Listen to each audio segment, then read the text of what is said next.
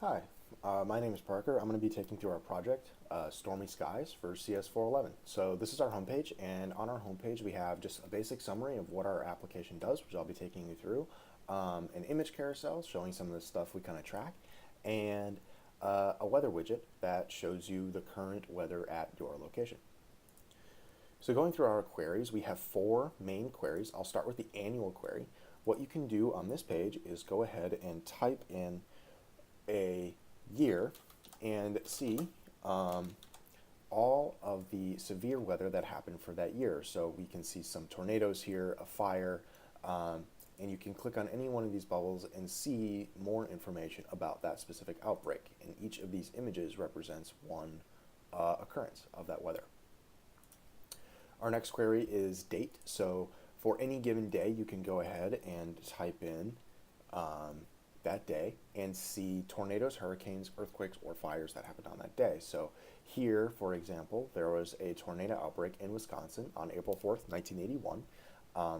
And you can click and see all the details about that weather, but you can also see the daily weather in the region surrounding it. So you can see things like precipitation, average temperature, snowfall, and then maybe you can start to evaluate what kind of factors went into causing this tornado outbreak.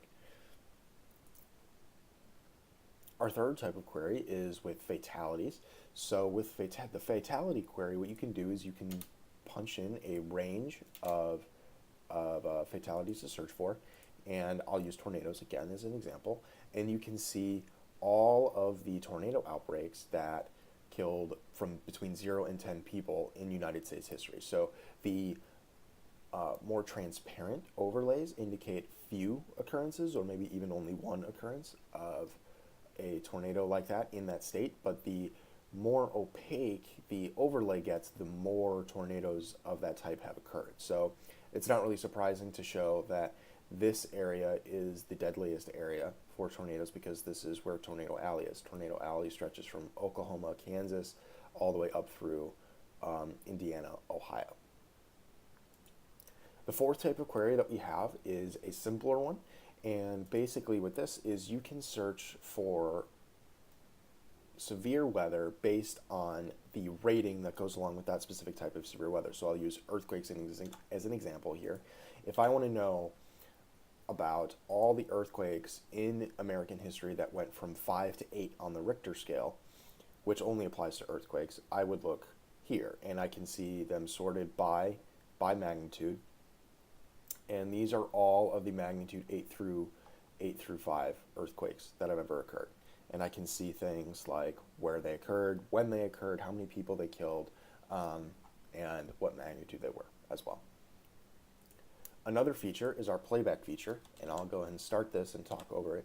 What this feature does is it lets you see temperature data over the course of an entire year. So as this progress bar progresses from left to right here, you can see that we've now reached about the spring months of the year 1999, and it's starting to warm up. You've got yellows and greens popping in, and then we'll get headed into summer here shortly, and it'll start to be red, and then when we head back into fall, it'll cool down. This feature would be useful for anybody looking for temperature trends over years, or even looking at multiple years. You want to see, does 1 year have a particularly warm summer? Does the summer last longer? Was it colder that year? Did the winter last longer?